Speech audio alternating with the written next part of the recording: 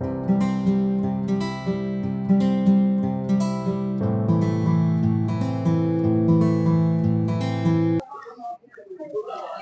ladies and gentlemen. I welcome you back to DTC Official GH, the number one channel for anything business, tech, and personal development.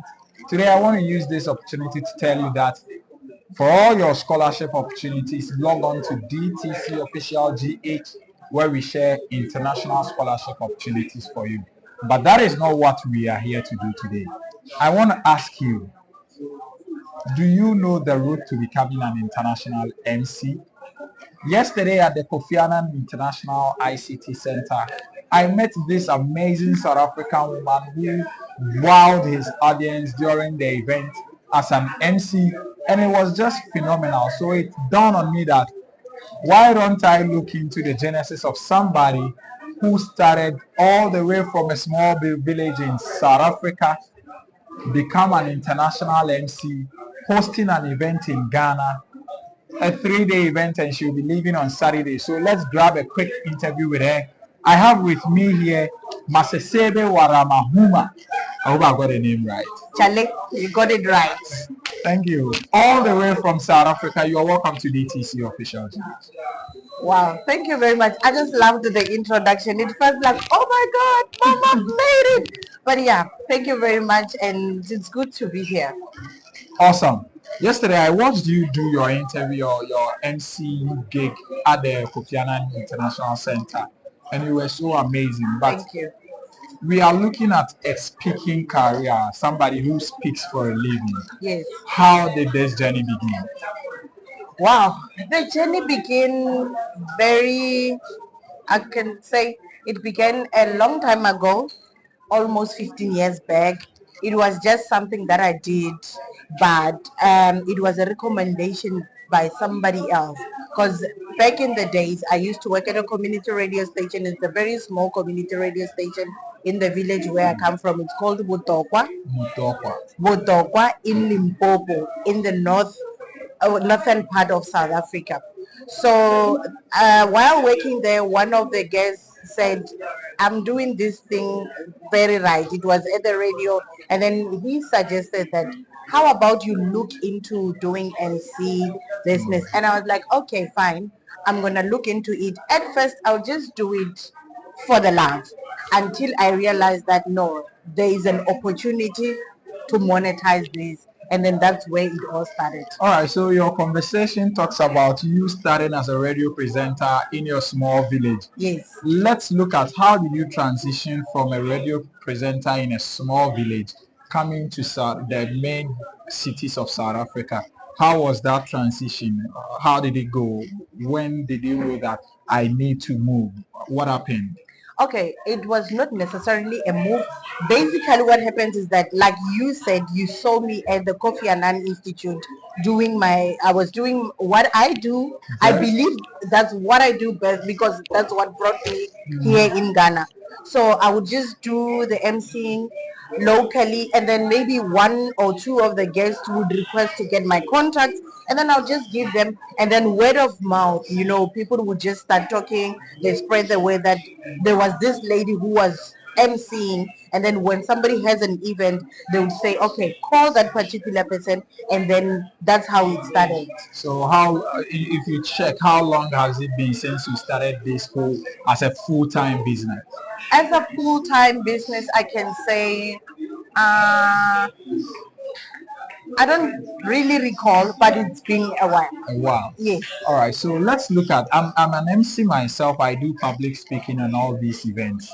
Yes. And I know that the public speaking field or the MCing field is one hell of an industry. Let's look at what point did you know that this is my biggest moment? I can say every time I believe that it's my biggest moment because I usually meet people who always give me feedback, and at most I get the positive feedback from different people. Either a person is seeing me for the first time, either a person has heard about me but has never seen me.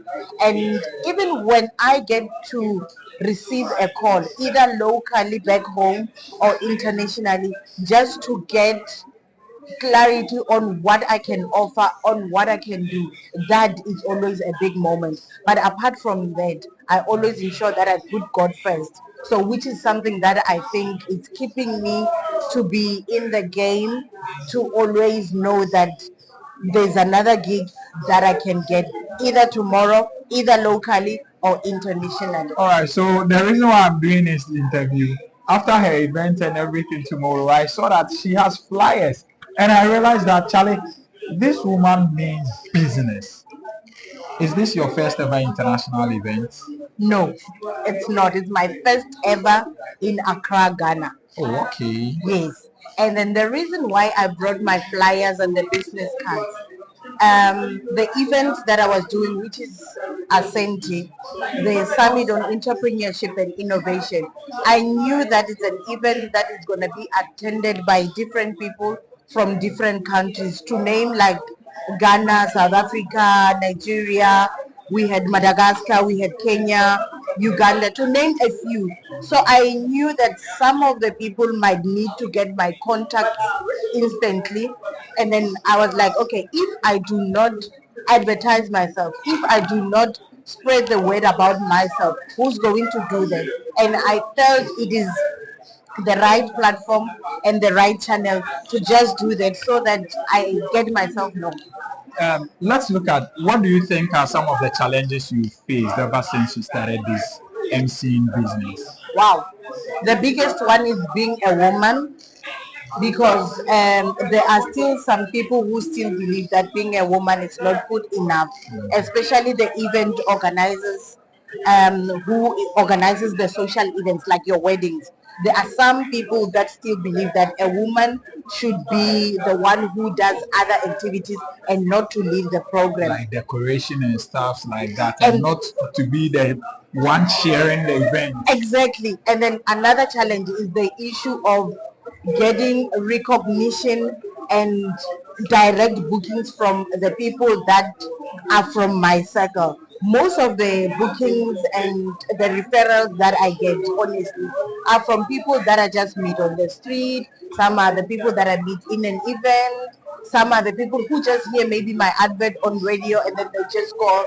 But those who are closer to me, some of them would be saying, no, Charlie, you are my friend. Charlie, you are my cousin. And then when I say, here is the quotation, and then they'll be saying, no ways, I cannot be paying for such a service. I grew up with you. You are my brothers. Exactly. You understand. Exactly. So it's one of those challenges. But what can we say?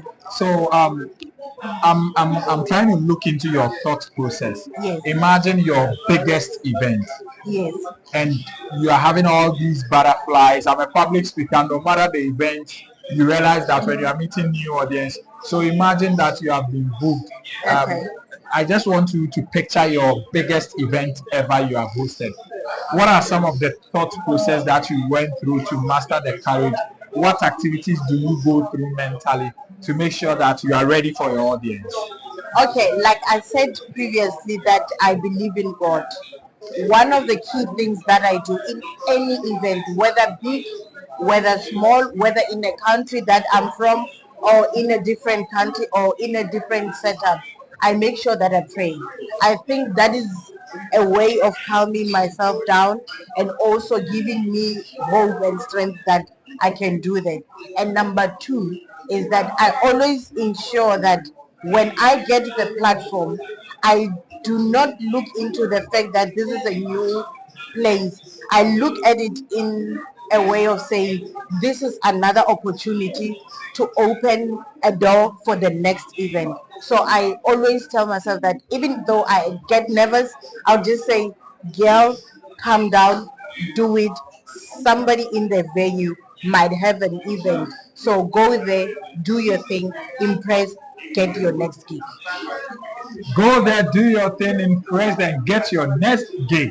This is Masesebe Waramahuma. I hope I got it right. Masesebe Waramahuma. Yes, Masesebe Waramahuma, all the way from South Africa, doing her best thing, the thing that she does best right here in Ghana, Kofi Annan Center.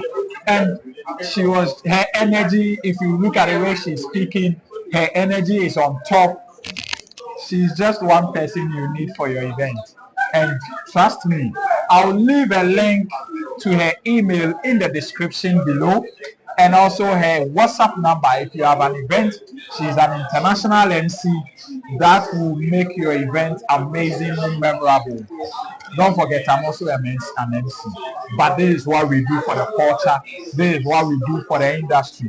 In her last words, I just want her to share a few of her experience and your tips or advice to young and upcoming ladies who wants to get into a domineering industry such as MCing, public speaking. What do you have to say to them?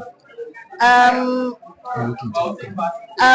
are few things that I think women, especially young women, can look up to. One, make sure that you are real. Just be yourself, do your thing the best way that can make you to stand out.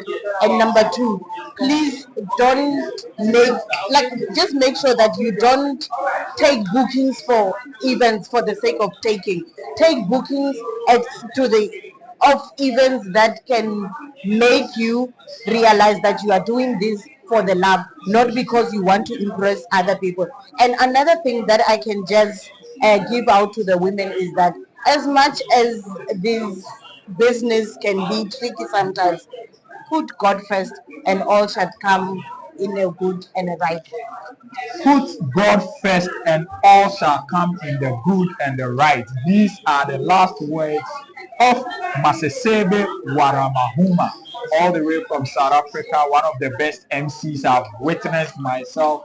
If you have any event, just check the description below. And let me remind you that if you like this conversation, let me know what you think in the comment section below. Like and comment and share this video to inspire somebody out there in a small village who is thinking global, because globalization is the way to go. This is DTC Official. There is always more to read on dtcofficialgh.com. Catch you in another episode. Bye.